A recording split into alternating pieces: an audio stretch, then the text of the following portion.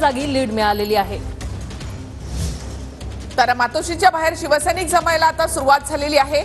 राज्यामध्ये अगदी शिवसेनेचं चिन्ह आणि पक्षाचं नाव दिलं त्यानंतर सुद्धा ठाकरेंना या 10 जागांवर यश मिळालेलं आहे।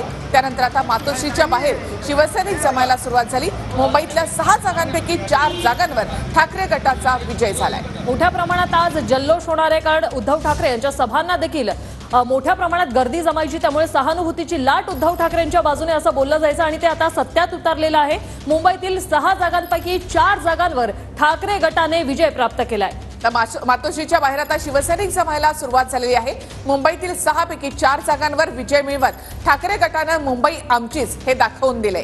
तर काही वेळा आधी शिवसेना भवनाबाहेर देखील मोठ्या प्रमाणात जल्लोष झालेला आहे। आता मातोश्री बाहेर एक भली मोठी मशाल अशी बनवण्यात आलेली आहे आणि उद्धव ठाकरे यांची देखील पत्रकार परिषद होणार आहे। उद्धव ठाकरे काय बोलतात त्याकडे सर्वांचं लक्ष लागलंय।